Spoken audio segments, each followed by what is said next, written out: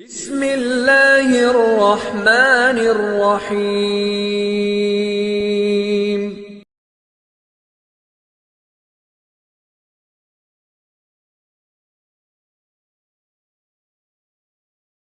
اعوذ باللہ من الشیطان الرجیم، بسم اللہ الرحمن الرحیم۔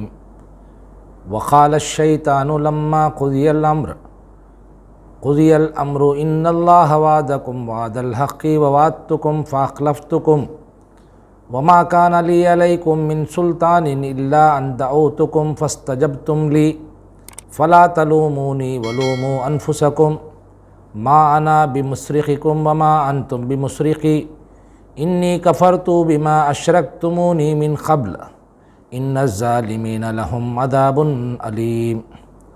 صدق اللہ العظیم۔ اور جب فیصلہ چکا دیا جائے گا تو شیطان کہے گا حقیقت یہ ہے کہ اللہ نے جو وعدے تم سے کیے تھے وہ سب سچے تھے، اور میں نے جتنے وعدے کیے ان میں سے کوئی بھی پورا نہ کیا۔ میرا تم پر کوئی زور تو تھا نہیں، میں نے اس کے سوا کچھ نہیں کیا، اپنے راستے کی طرف تم کو دعوت دی اور تم نے میری دعوت پر لبیک کہا۔ اب مجھے ملامت نہ کرو، اپنے آپ ہی کو ملامت کرو۔ یہاں نہ میں تمہاری فریاد رسی کر سکتا ہوں اور نہ تم میری۔ اس سے پہلے جو تم نے مجھے خدائی میں شریک بنا رکھا تھا میں اس سے بری الذمہ ہوں۔ ایسے ظالموں کے لیے تو دردناک سزا یقینی ہے۔ محترم خواتین و حضرات، یہ قرآن مجید کی آیتیں سورہ ابراہیم کی ہیں۔ اس آیت کے اندر اللہ تعالیٰ نے قیامت کے دن انسان اور شیطان کس طرح سے شیطان انسان کو مخاطب ہو کر بات کرے گا، کیا کہے گا، اس کے بارے میں بعض چیزیں بتائی گئی ہیں۔ اس دنیا میں انسان بڑا دھوکہ کھاتا ہے، اپنی آخرت کو فراموش کر کے شیطان مختلف طریقوں سے انسان کو بہکاتا ہے، بہکاوے میں آ جاتا ہے، لیکن وہاں قیامت کے دن شیطان انسان کو ملامت کرتے ہوئے یہ کہے گا کہ آج جو کچھ میں نے تمہیں جھوٹی تسلیاں دی تھیں، جس فریب میں تمہیں مبتلا کیا تھا، وہ سب حقیقت میں جھوٹے تھے۔ اللہ نے جو وعدہ کیا تھا وہی سچا تھا، اور آج جو ہے میں اور تم دونوں یکساں ہیں، نہ میں تمہاری کوئی مدد کر سکتا ہوں اور نہ تم ہی کوئی میری مدد کر سکتے ہو۔ اس طرح وہ دونوں، شیطان اور شیطان کے پیروکار، دونوں ظالم قرار پائیں گے اور ان کو دردناک سزا دیا جائے گا۔ اس آیت سے جو نصیحت ہمیں ملتی ہے وہ یہ ہے کہ قرآن مجید نے بارہا اپنے آیات میں یہ بات بتایا کہ دیکھو کہیں ایسا نہ ہو کہ دنیا کی زندگی تمہیں دھوکہ دے دے، دنیا کا کر و فر، دنیا کے آرام و آسائش کی چیزیں، اور نہ وہ دھوکہ باز ہی تمہیں دھوکہ دینے پائے، یعنی شیطان کی طرف اشارہ کیا گیا کہ اس کے فریب میں، اس کے جال میں پھنس کر تم اپنی آخرت گنوا بیٹھو، راہ راست گم کر بیٹھو۔ ایسا نہیں ہونا چاہیے۔ لیکن ہم دیکھتے ہیں کہ انسانی تاریخ جب سے شروع ہوئی اس وقت سے لے کر آج تک شیطان مختلف طریقوں سے انسان کو گمراہ کرتا رہا ہے۔ یہ ممکن نہیں ہے کہ شیطان ہمارے پاس نہ آئے، اس لیے کہ اللہ نے اسے یہ موقع دیا، اور شیطان تو ضرور آئے گا ہمارے پاس، شیطان تو ہمیں بہکائے گا، لیکن ہمارا امتحان یہ ہے کہ ہم کیا اس کے بہکاوے میں آ جاتے ہیں، کیا ہم اللہ تعالیٰ کے مقابلے میں اس کی بات کو مانتے ہیں۔ یہ اصل میں ہمارا امتحان ہے۔ اور شیطان ہمیشہ آپ کا خیرخواہ بن کر آپ کے پاس آتا ہے۔ کبھی وہ دنیا کے اندر اس کا روپ ایسا نہیں ہوتا کہ وہ آپ کا دشمن ہے، بلکہ دوست بن کر، خیرخواہ بن کر، آپ کا بھلائی چاہنے والا بن کر آپ کے پاس آتا ہے۔ اسے قرآن مجید نے مختلف حوالوں سے ہمارے سامنے بتایا۔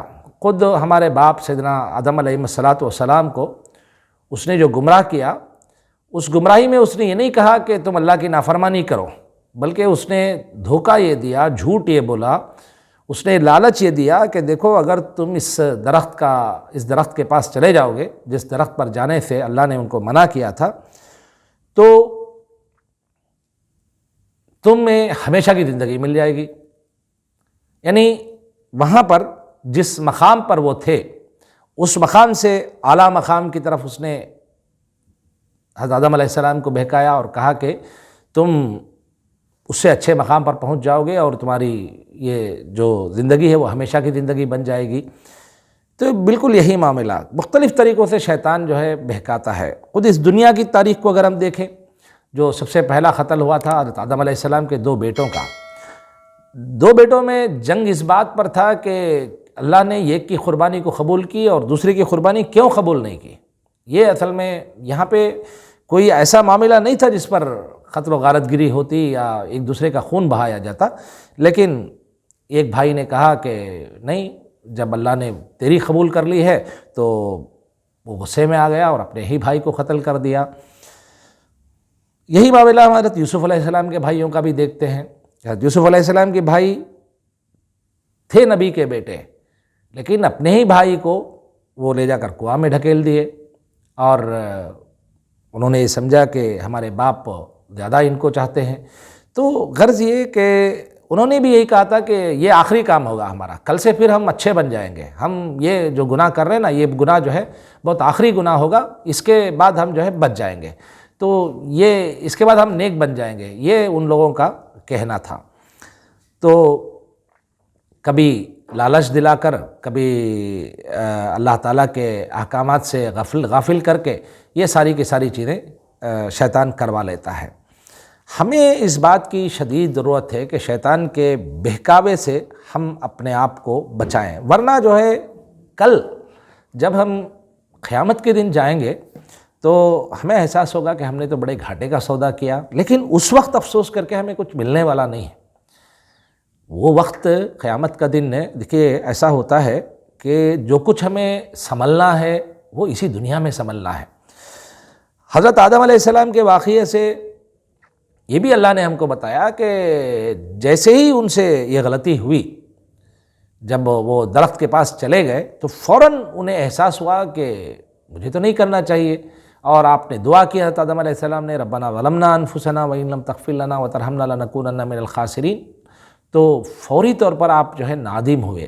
اگر ہم شیطان کے بہکاوے میں نہیں آئیں گے، ہم یہ ممکن نہیں ہے، ٹھیک ہے، اگر ہم لیکن ہمیشہ ہم الرٹ رہیں، ہمیشہ ہم اللہ سے رجوع کریں، اللہ سے ہمارا تعلق مضبوط ہو، گہرا ہو۔ جب بھی ہم کوئی انسانی کمزوری کی حیثیت سے غلطی ہو جائے تو ہم فوراً اللہ تعالیٰ سے معافی مانگیں، توبہ کریں، توبہ کا دروازہ کھلا ہوا ہے۔ لیکن یہ توبہ کا دروازہ کب تک ہے؟ جب تک ہماری زندگی ہے، زندگی ہماری ختم ہو جائے گی تو توبہ کا دروازہ بھی بند ہو جائے گا۔ وہاں جانے کے بعد میں نبی کریم صلی اللہ علیہ وسلم نے بڑی پیاری بات فرمائی، نادان ہے وہ آدمی، بے وقوف ہے وہ شخص جو اپنے نفس کی خواہشات کو پورا کرتا ہے اور اللہ سے جھوٹی امیدیں لگاتا ہے۔ آپ نے فرمایا عقل مند ہے وہ آدمی جو اپنے نفس کو اپنے قابو میں رکھتا ہے اور اپنی آخرت کے لیے تیاری کرتا ہے۔ تو ہمیں اس بات کی کوشش کرنی چاہیے کہ کل یہ جو واقعہ قرآن مجید بیان کرتا ہے کہ کل قیامت کے دن جب شیطان سے ہمارا سامنا ہوگا تو وہ ہم سے اپنے آپ کو بری کر دے گا، وہ جو ہے یہ کہے گا کہ میرا تو کوئی تعلق ہی نہیں ہے تمہارے سے۔ اب وعدے سے مراد کیا؟ ایسا نہیں ہے کہ شیطان ہمارے سامنے آتا ہے اور آ کر ہم سے وعدہ کرتا ہے، ایسا نہیں ہے۔ کچھ خیالات ہمارے ذہن میں آتے ہیں اور ہم ترجیح دیتے ہیں آخرت کے مقابلے میں دنیا کی زندگی کو، بل تؤثرون الحیات الدنیا والآخرۃ خیر وابقیٰ۔ آخرت کے مقابلے میں دنیا کے فائدوں کو ہم دیکھتے ہیں، دنیا کے اسٹیٹس کو ہم دیکھتے ہیں، دنیا کے مفادات کو ہم دیکھتے ہیں، اور ہم کمپرومائز کرتے ہیں کہاں پر؟ اللہ تعالیٰ کی نافرمانی کر کے اللہ کی اطاعت کا راستہ ہم چھوڑ دیتے ہیں۔ تو ہمیں یہ بات اچھی طرح سے یاد رکھنا چاہیے کہ ہمیں اللہ کی اطاعت کے مقابلے میں، اللہ کی فرما برداری کے مقابلے میں بڑے سے بڑا فائدہ بھی ہمیں ملے تو ہم جو ہے اسے قبول نہیں کریں گے۔ اللہ کی فرما برداری ہی ہماری زندگی کا سب سے بڑا مقصد ہوگا۔ یہ اصل میں وہ کام ہے، جو یہ وہ بات ہے، یہ وہ ہدایت ہے، یہ وہ نصیحت ہے جو قرآن مجید ہم کو یہاں پر دینا چاہتا ہے۔ اب دوسرا یہ کہ یہ جتنے لوگ ہیں، شیطان ہوں یا شیطان کے ماننے والے، یہ حقیقت میں ایسا نہیں ہے کہ کوئی زبردستی مجھے اور آپ کو گمراہ کر دے۔ دیکھیں اس اصول کو بھی ہمیں یاد رکھنا چاہیے کہ اللہ تعالیٰ ہدایت انہیں دیتا ہے جو ہدایت کے راستے پر چلنا چاہتے ہیں۔ جو چاہتے ہی نہیں، اپنی اصلاح کرنا نہیں چاہتے، اللہ نے کسی کو یہ پاور نہیں دیا ہے کہ وہ کسی کو زبردستی گمراہ کر دیں یا زبردستی کسی کی اصلاح کر دیں۔ حتیٰ کہ انبیاء اکرام علیہم السلام تک کو یہ مقام حاصل نہیں ہے کہ وہ کسی کو ہدایت دے دیں یا کسی کو گمراہ کر دیں۔ ہدایت دینا اور گمراہ کرنا یہ سب اللہ ہی کے ہاتھ میں ہے، اور اللہ کی سنت یہ ہے، اللہ کا فیصلہ یہ ہے کہ جو لوگ اپنی اصلاح کرنا چاہتے ہیں، اللہ کی طرف آگے بڑھنا چاہتے ہیں، تو اللہ تعالیٰ ان کے لیے راستے کھول دیتا ہے۔ تو یہاں پر دونوں قسم کی دعوت ہے۔ ایک دعوت وہ ہے جو انبیاء اکرام علیہم السلام نے پیش کیا، جو دعوت قرآن مجید کی دعوت ہے، وہ یہ کہ ہم اپنے زندگی کو سمجھیں، زندگی کی قدر و قیمت کو پہچانیں، اور پھر ہم اپنی ذمہ داریوں کو ادا کریں۔ دوسری دعوت جو ہے شیطان کی ہے، جو یہ کہتا ہے کہ دنیا ہی سب کچھ ہے، دنیا ہی کی زندگی کو ہمیں فوکس کرنا چاہیے اور پھر اسی کے تحت ہمیں زندگی گزارنی چاہیے۔ تو ایسے وقت میں یہ جو بات شیطان کی زبانی اللہ تعالیٰ نے اپنے کلام میں یہ بتایا، فَلَا تَلُومُونِي وَلُومُوا أَنفُسَكُمْ، آج تم ملامت نہ کرو، تم اپنے اس ناکامی کے ذمہ دار تم خود ہو۔ قرآن نے بہت سارے مقامات پر یہ بات کہا کہ کل قیامت کے دن وہی کچھ ملے گا جو تم نے یہاں دنیا سے بھیجا ہوگا۔ فَمَن يَعْمَلْ مِثْقَالَ ذَرَّةٍ خَيْرًا يَرَهُ وَمَن يَعْمَلْ مِثْقَالَ ذَرَّةٍ شَرًّا يَرَهُ، جس نے ذرا برابر نیکی کی ہے وہ بھی اسے کل دیکھے گا، جس نے ذرا برابر برائی کی ہے وہ بھی اسے دیکھے گا۔ فَأَمَّا مَنْ ثَقُلَتْ مَوَازِينُهُ فَهُوَ فِي عِيشَةٍ رَاضِيَةٍ، جن کے پاس نیکیاں زیادہ ہوں گی، جن کے پلڑے بھاری ہوں گے، وہ دل پسند عیش میں ہوں گے۔ وَأَمَّا مَنْ خَفَّتْ مَوَازِينُهُ فَأُمُّهُ هَاوِيَةٌ، جن کے پلڑے ہلکے ہوں گے، ان کی جائے قرار کھائی ہوگی، جہنم میں وہ جائیں گے۔ تو وَلَا تَزِرُ وَازِرَةٌ وِزْرَ أُخْرَىٰ، کوئی بوجھ اٹھانے والا کسی دوسرے کا بوجھ نہیں اٹھائے گا۔ تو ہم کسی پر اپنی ذمہ داری کا بوجھ ہم کسی اور کے حوالے نہیں کر سکتے۔ شیطان یا شیطان کے ایجنٹس، شیطان یا شیطان کے مرید، انہوں نے ہمیں گمراہ کیا، ہم ایسا اللہ کے سامنے نہیں کہہ سکتے۔ تو ہمیں ہر لمحہ شیطان ہمیں گمراہی کی طرف لے جائے گا، کوشش کرے گا ہمیں بہکانے کی، لیکن اگر ہم اللہ کا دامن تھامتے ہیں، اللہ تعالیٰ کے احکامات کو ہم اپنی اللہ کی مرضیات کو ہم سمجھتے ہیں، اور پھر اس کے لیے زندگی، اس کے مطابق زندگی گزارنے کے لیے ہم اپنے آپ کو تیار کرتے ہیں، تو انشاءاللہ ہماری زندگی کامیاب ہوگی۔ حاضرین، رمضان کے ان مبارک ایام میں اگر آپ دیکھیں تو یہی وہ زندگی ہے جس کی تعلیم اور تربیت کے لیے، جس زندگی کو گزارنے کا سلیقہ اور طریقہ سکھانے کے لیے رمضان ہمارے پاس آتا ہے۔